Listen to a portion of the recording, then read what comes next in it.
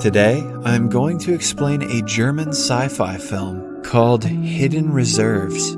Spoilers ahead, watch out, and take care. In the near future, a dystopian society comes into existence in Vienna, Austria.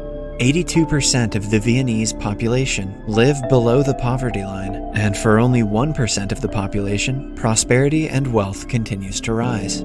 Since more than 2/3 of the population is in serious debt with no sources to pay it, an insurance company creates a new system. After death, the indebted citizens are reanimated and kept in an artificial twilight state. Their lifeless body is used for several purposes as a compensation of the debt they had collected throughout their life.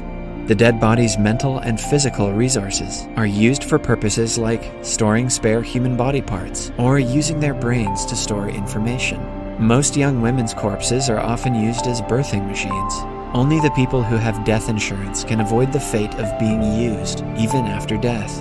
However, the insurance is so expensive that only a few wealthy people can afford it. The protagonist of the movie is a man named Vincent Bowman. He is an insurance agent at the death insurance field sales. Vincent is one of the wealthy people who convinces the other wealthy ones to get death insurance from their company. In the beginning of the movie, he drives to work for an important meeting with a potential client. Somewhere else in the city, an old woman dies, but her family doesn't want to hand her body to the debt collectors. Hence, they put her in a vacuumed plastic body bag to ship her somewhere else. However, their plan fails when someone informs the soldiers about the dead woman, and they are arrested for their deeds. They bring the woman's body out of the bag and quickly start the resurrection process to keep her body in a vegetative state for future use. Back in the insurance company, Vincent practices persuading the client before the meeting. He plans to show the client the video of a woman being recruited, alongside the video of a normal funeral that will be provided to the people with death insurance. According to him, the side-by-side comparison will definitely get him a deal. Somewhere else, a girl named Lisa Sokolova wears a blonde wig and disguises herself as someone else. She is an activist who works against the current debt collecting system, along with her fellow activists who have formed a group called the Parallel Society. Their main aim is to turn off the life support camps, where the reserved dead bodies are kept within attack, but they still have a long way to go to achieve their goal. The men who got arrested yesterday for trying to conduct the old woman's funeral are also members of their group. Lisa and her associate, Fry, discuss the way to get them out of imprisonment so they wouldn't tell the police about their organization. Fry claims that there is no way to retrieve them without a proper ID that they do not own. But Lisa has connections she can talk to and arrange the IDs in a single day.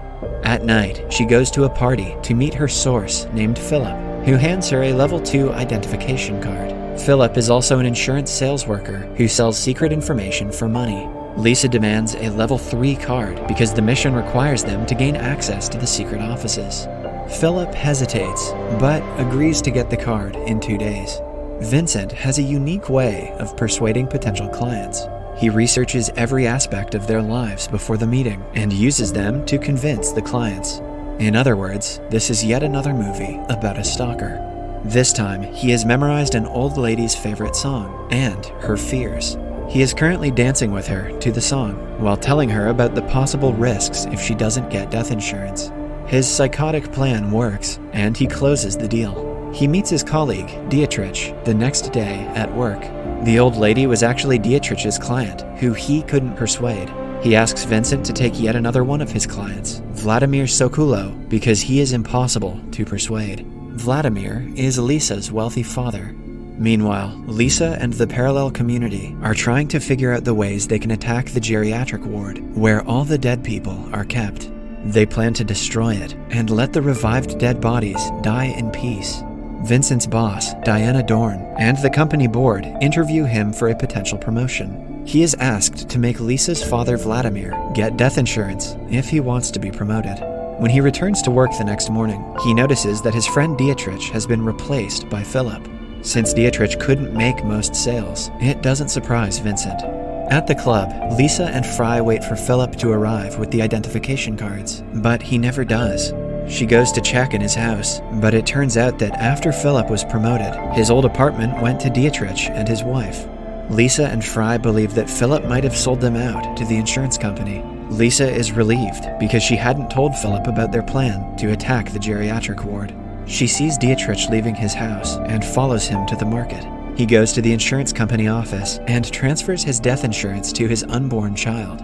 Following that, he walks to a bridge and commits suicide. He has been troubled by the demotion at work and couldn't handle the pressure anymore. Lisa is beyond surprised at what she witnessed. After his death, Lisa's father's case is transferred to Vincent. Since he is a very important client, if Vincent is unsuccessful in making the deal, he will be demoted to a mere field representative. Vincent takes on the challenge and gathers all the information about Vladimir.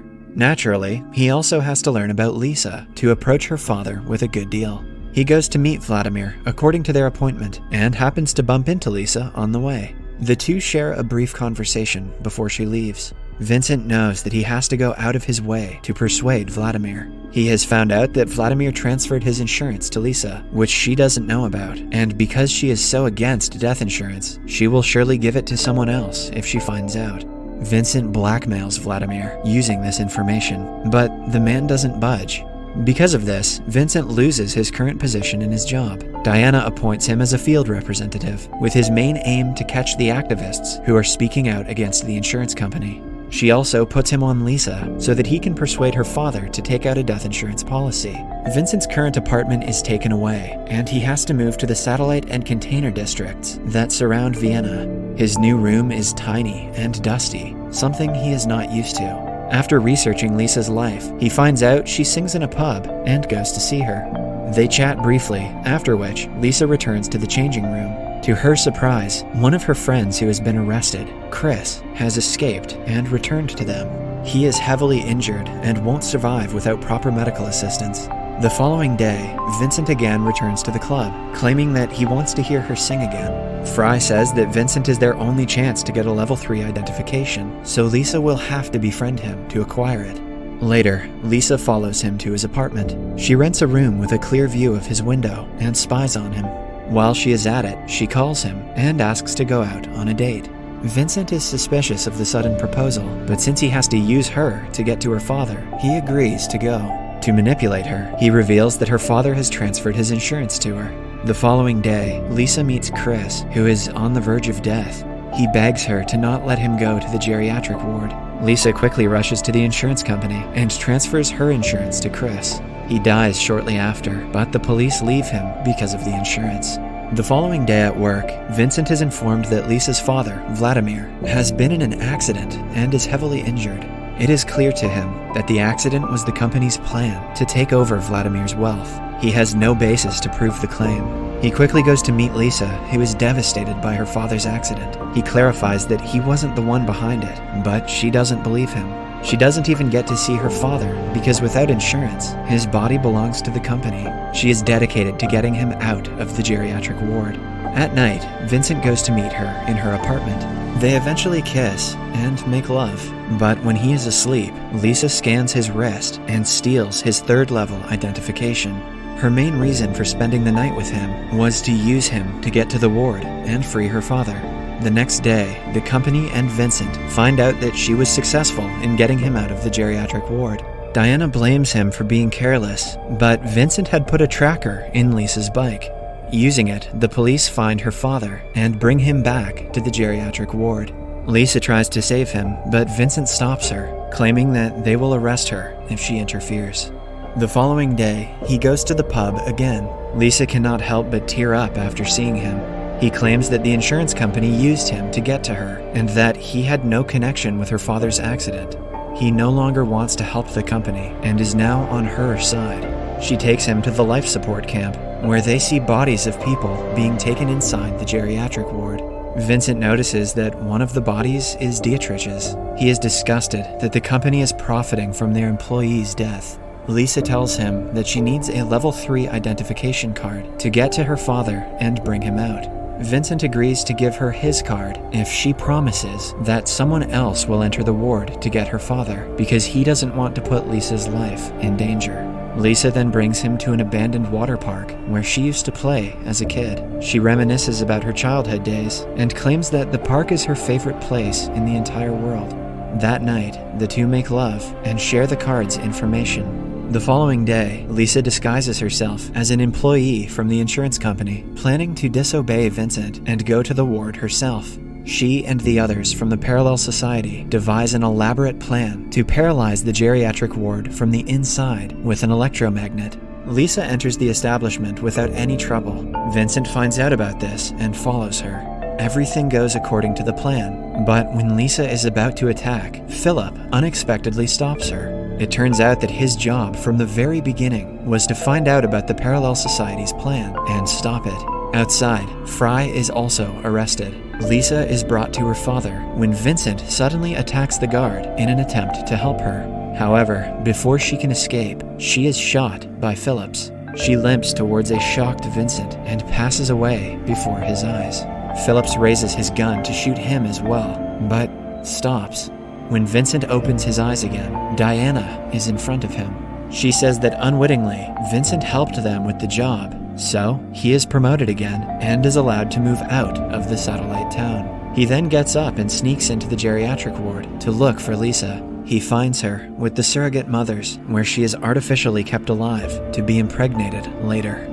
He loosens her life-sustaining tubes and brings her out of the ward. Diana sees this, but doesn't stop him. At last, he lets her drown in an old water slide that she used to visit as a child. Subscribe for more videos like this, turn on notifications, and leave a like to help the channel out.